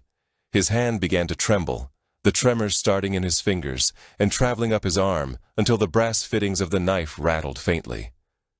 Ranger, sensing the sudden surge of anxiety from the newcomer, stood up and let out a low, concerned whine. He nudged Marston's leg, but the sheriff seemed not to notice. Quote 11. Henry inquired, stepping closer. Quote 12. Marston stared at the knife as if it were a venomous serpent that had just bitten him. He ran his thumb over the chip in the bone repeatedly, a compulsive, horrified gesture. Quote 13, Marston whispered. He looked up at Henry, his eyes swimming with a mixture of shock and profound guilt. Quote 14 teen, Marston said, his voice hollow. Quote 15. Henry listened, his heart sinking. The pieces were fitting together. Quote 16. Marston continued, the words now tumbling out. Quote 17. Marston looked back down at the weapon in his palm. He appeared as though he wished to hurl it into the ravine, but his fingers were clasped tightly around it. Quote 18. Marston stated. Quote 19. Marston's voice broke. Tears welled in his eyes, spilling over onto his cheeks, tracing paths through the dirt and sweat. He demanded his property back, Marston said, his voice dropping to a harsh whisper. He stated it was his favorite knife. I hesitated to return it to him. I knew he was trouble. I knew he was a ticking time bomb. But the law stipulated I could not keep it without a charge. He looked at Henry, pleading for understanding, seeking absolution. I gave it back to him, Henry. I stood at the front desk of the station, and I handed this knife back to Jeb Sykes, and 2 weeks later, Mikey Vance vanished. The silence in the clearing was absolute. Even the wind seemed to hold its breath. He employed it, Henry said softly. The diary indicates he used it to intimidate the boy, to keep him in the cellar. Marston emitted a sound that was part sob, part groan. He slumped, his legs giving way, and sank heavily onto a fallen log. He buried his face in his hands, the knife still clutched in his fist. I returned the monster's claws, Marston wept. I placed the weapon in his hand, and he used it to take that little boy. It is my fault. If only I had kept it. If only I had thrown it in the river. Henry gazed at the broken man before him. He perceived the crushing weight of 40 years of what-ifs. He understood the guilt that consumes a person from the inside out. Henry knew that guilt. He lived with it each day when he looked in the mirror and saw the man who survived when Jack Reynolds did not. He understood the corrosive power of believing that one's actions or inaction were the cause of a tragedy. Henry walked over to the log and sat beside the sheriff. He remained silent for a moment. He simply sat there, two old men in the mud, bound by the burden of their spectral companions. Ranger approached them. The dog seemed to comprehend that the dynamic had shifted from danger to sorrow. He stepped between Henry's knees and rested his heavy head on Marston's thigh. He leaned his weight against the sheriff, offering the simple, uncomplicated comfort of his presence. Marston lowered his hands and looked at the dog. He reached out and buried his fingers in Rears's thick neck fur, holding on as if the dog were a lifeline. "It wasn't you, Dale," Henry said quietly. Marston shook his head. "I gave it back. You followed the law." Henry said, "You did your job. You couldn't have known what was in his dark heart. You didn't abduct that boy. Jeb Sykes did. Jeb Sykes is the only one who carries that sin." Henry reached out and placed his hand on Marston's shoulder, gripping it firmly. Quote 9, Henry said. "I left a brother in the jungle in 1970. I've spent every day since wondering if I could have dragged him faster. But looking back doesn't change the dead. It only kills the living." Marston looked at Henry. Really looked at him, seeing the shared pain in the other man's eyes. "This knife," Henry said, nodding at the weapon. "It's not a symbol of your failure, Dale. It's the answer. It's the smoking gun. Sykes is dead, but this knife combined with the diary proves he did it. It closes the case. It gives the family the truth." Marston looked down at the knife again. The horror in his eyes began to shift, replaced by a cold, hard resolve. He wasn't holding a mistake anymore. He was holding justice. "It proves he was there," Marston whispered. "It proves everything." "Mikey stole it from him," Henry added. The boy fought back. "He took the weapon away from the monster, and now you're going to use it to finish the fight for him." Marston took a deep, shuddering breath. He wiped his face with his sleeve and sat up straighter. The sheriff was returning, pushing aside the grieving man. He pulled an evidence bag from his pocket, a plastic pouch he always carried, but rarely used for something this significant. With trembling but determined hands, Sheriff Marston placed the buck knife into the bag and sealed it. "We're going to bring him home," Marston said, his voice steadying. "We're going to do this right. Every procedure, every protocol, we treat him with the dignity he was denied for 40 years. I protected the site," Henry said. "But I'm tired, Dale. I need you to take the watch." "I have the watch," Marston confirmed. He stood up, his knees popping, and looked down at Henry. "You did good work here, Henry. You and Ranger, you did what the whole department couldn't do." Henry stood up as well, leaning on his shovel. "We just went for a walk, Sheriff. The boy did the rest. He wanted to be found." Marston nodded.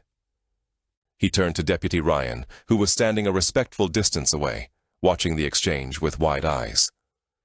"Duty!" Marston barked, his voice booming with renewed authority. "Get on the radio. Call the coroner. Call the State Police Crime Lab.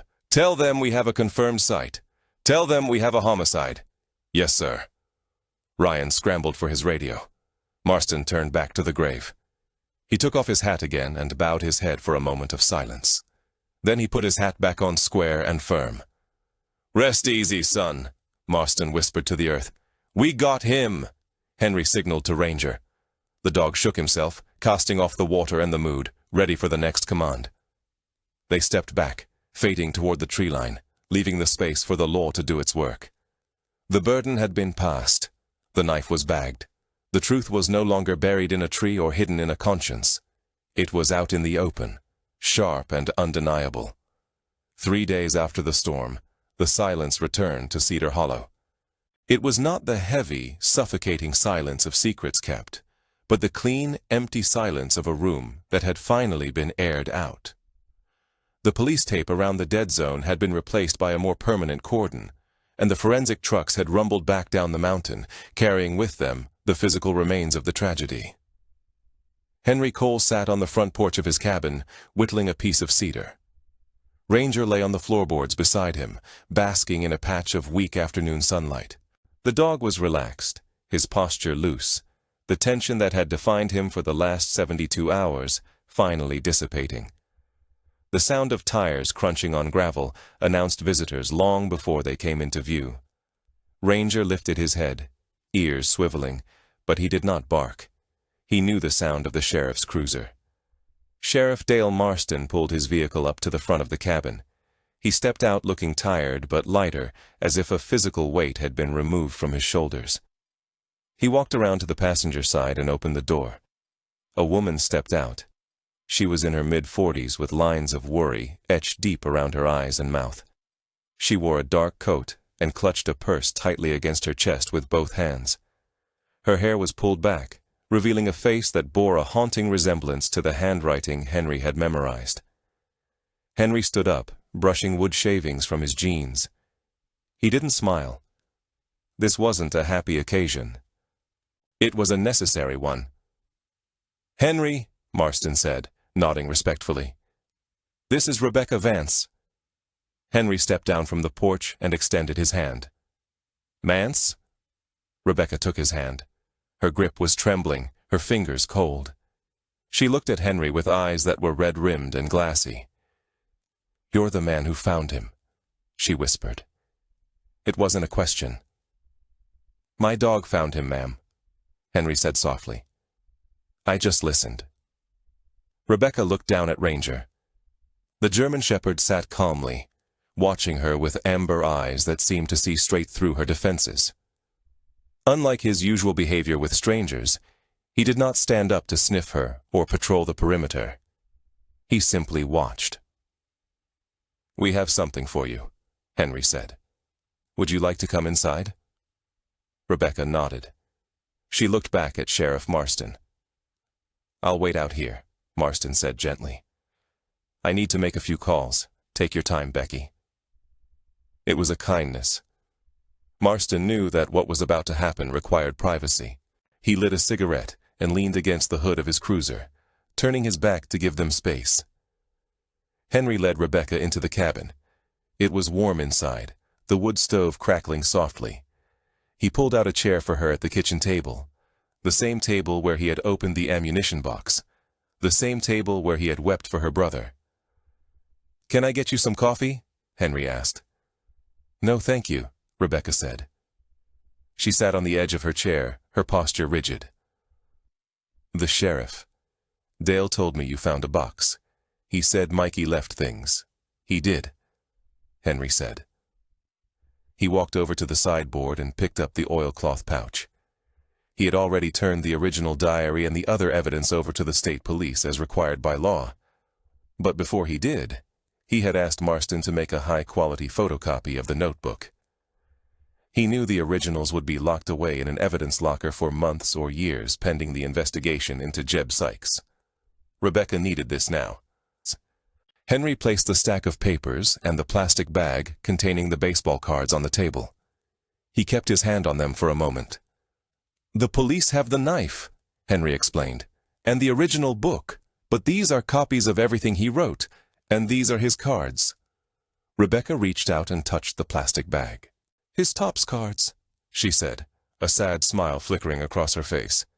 "He traded his lunch for a week to get that Cal Ripken rookie card. Mom was so mad." She looked up at Henry, the smile vanishing. Did he suffer?" Henry chose his words carefully. "He was cold, but he wasn't afraid at the end. He fell asleep." "He ran away," Rebecca said, her voice cracking. The bitterness in her tone surprised Henry. "Everyone said he was abducted, but deep down I thought he ran away because of me." Henry frowned, pulling up a chair opposite her. "Why would you think that?" Rebecca looked down at her hands, twisting the strap of her purse. "The day he disappeared, we had a fight.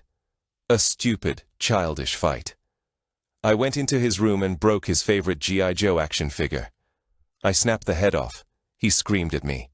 He said he hated me and wished he didn't have a sister. Then he stormed out of the house. He never came back for dinner." She began to cry, silent, shaking sobs. "For 40 years I believed he ran into the woods to get away from me. I thought my anger drove him to the bad man. I thought if I hadn't broken his toy, he would be alive." Henry felt an ache in his chest. This was the second tragedy of the Vance family, not just the loss of a son, but the guilt of the daughter left behind.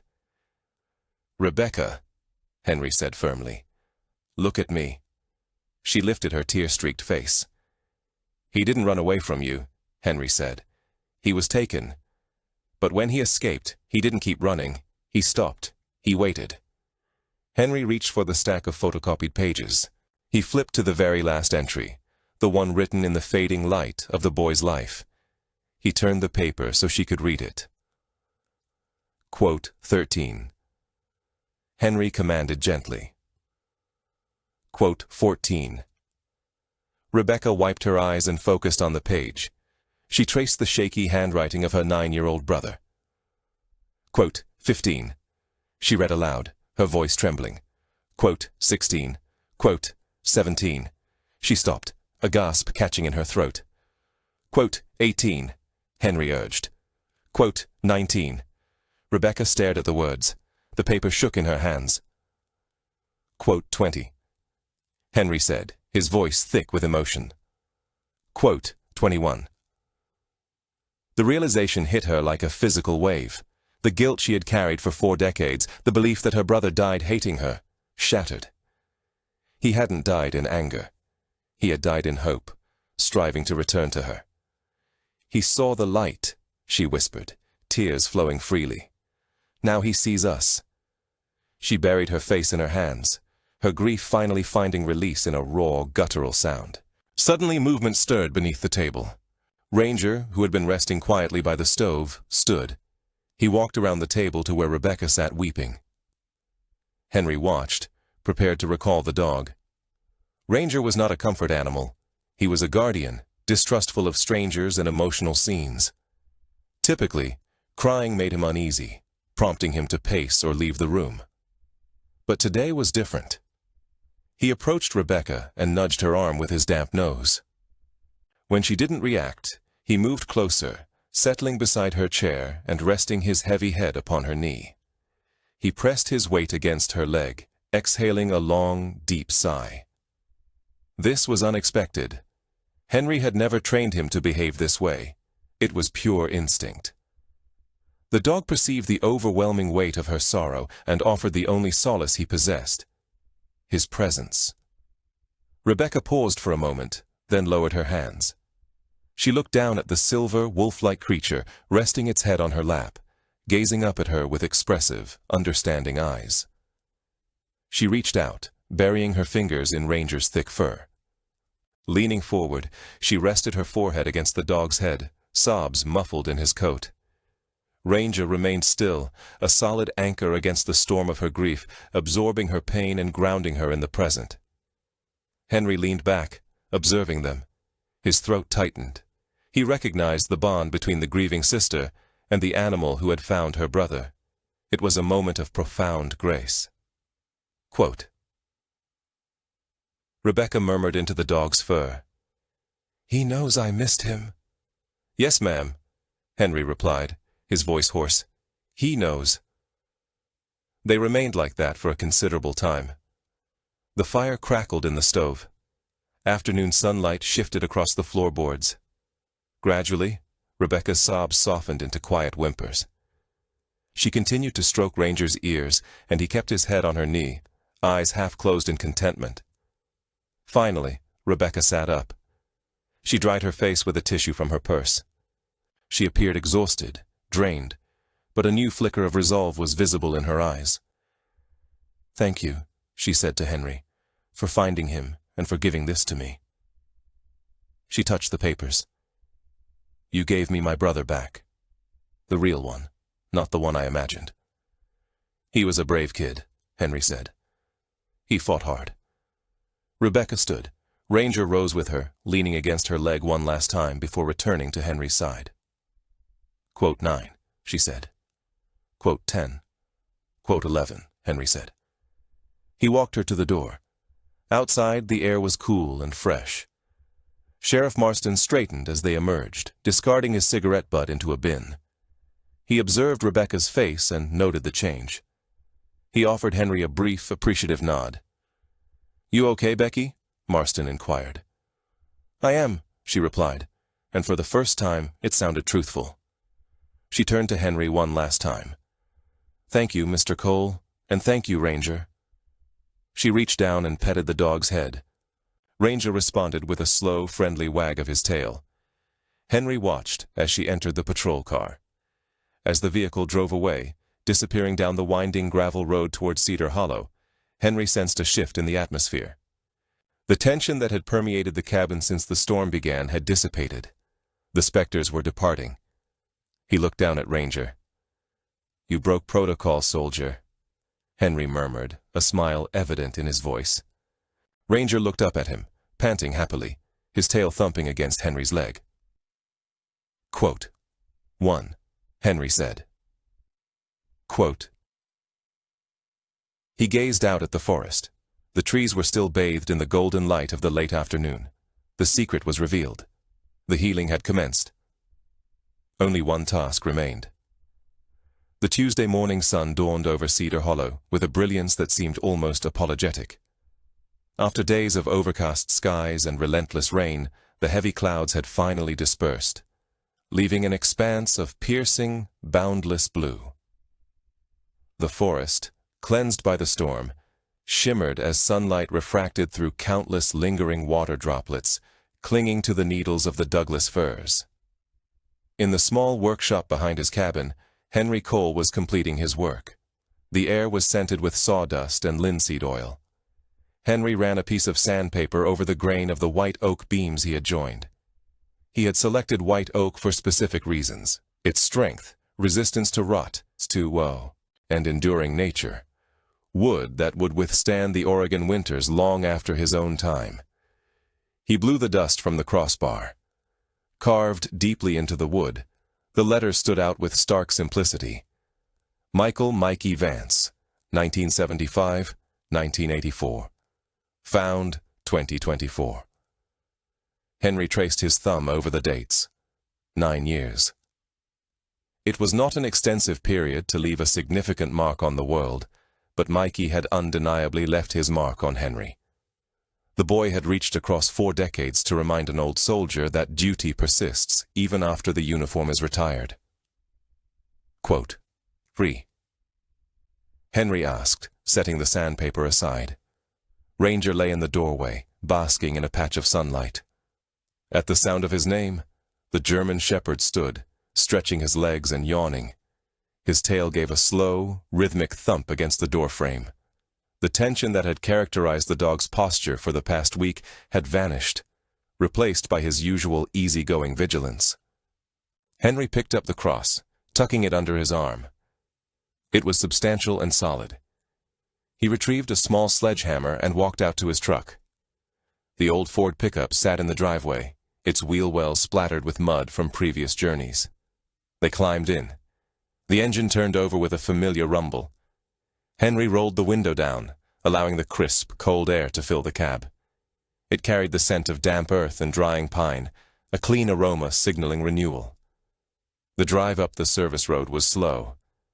The storm had eroded sections of the gravel, creating deep ruts that Henry had to navigate carefully. However, the forest felt different today. The oppressive, claustrophobic darkness of the dead zone seemed to have evaporated with the mist. The trees appeared as ordinary trees once more, not silent sentinels of a buried secret. When the road became impassable, Henry parked. He and Ranger walked the final mile. The yellow police tape that had initially secured the area had been removed, leaving only a few fluttering remnants snagged on briars.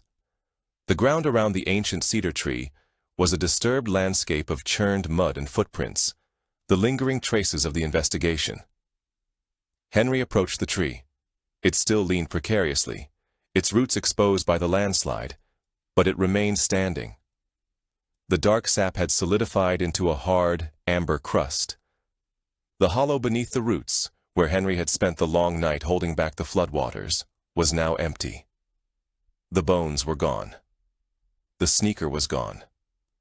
Mikey Vance had been carried down the mountain, not by natural forces, but by gentle hands, to be laid to rest beside his mother. Henry stopped a few feet from the tree. A profound sense of quiet settled over him. For the first time in 40 years, the silence here was not oppressive. It was serene. "This is a good spot," Henry said to Ranger. "He can see the whole valley from here." Ranger sat down, observing Henry's movements. Henry selected a patch of firm ground just uphill from the roots, where the earth had not been washed away. He positioned the point of the oak cross against the soil. He lifted the sledgehammer. The sound of metal striking wood resonated clearly in the morning air. It was a rhythmic, purposeful sound. Henry drove the post deep, ensuring it was anchored securely. He wanted it to stand erect. He wanted it to stand with pride. When he finished, he stepped back. The pale wood of the cross stood in bright contrast against the dark bark of the cedar and the gray mud. It appeared like a beacon. Henry wiped his hands on his jeans. He took a deep breath, filling his lungs with the cold, clean air. He looked at the name carved into the wood. Then, he gazed past the cross into the shadows of the forest. In his mind's eye, the shadows shifted. Shadows. He no longer saw the dark shapes of trees. He saw the green canopy of the Aisha Valley. He smelled the cordite and saw Jack Reynolds. For 54 years, Jack had stood in the mud, watching the helicopter depart, his eyes filled with accusation. Henry had carried that gaze every day. He had allowed it to weigh him down, transforming him into a recluse, a man who pushed the world away because he felt undeserving of its embrace. But today, as Henry looked into the memory, the image transformed. Jack was not looking at him with accusation. He was simply looking. He was young, eternally 22, with a smudge of grease on his cheek and a cigarette tucked behind his ear. He appeared weary, but at peace. Henry realized then that the accusation had never resided in Jack's eyes. It had existed within Henry's own heart. Jack had not blamed him. Jack had simply been a soldier who fell, and Henry had been a soldier who survived. And now, there was another soldier, a small one, a 9-year-old boy who had waged a guerrilla war against a formidable adversary, escaped captivity, and held his position until the very end. Henry straightened his spine. The stiffness in his joints seemed to vanish. He stood tall, shoulders back, chest expanded. He was not a broken old man in a muddy jacket. He was a scout of the 1st Cavalry Division. He looked at the cross, and then at the space where Jack stood in his memory. Slowly, with perfect, practiced precision, Henry Cole raised his right hand. His fingers were straight, the tip of his middle finger touching the brim of his cap. It was a salute sharp enough to pass inspection on the parade ground. "Mission accomplished, Private," Henry stated, his voice firm and clear. "You are relieved. Stand down." He held the salute for a considerable time, acknowledging the bravery of the young soldier and the memory of his comrade. A gentle wind stirred through the glade, rustling the branches of the cedar tree. It swirled around Henry and Ranger, lifting the collar of Henry's coat. It felt like a breath exhaled, a long final release of tension held for many years. Henry lowered his hand. The image of Jack Reynolds gradually faded. It did not disappear with anguish or distress, but simply dissolved into the sunlight, becoming a part of the surroundings, a part of the past.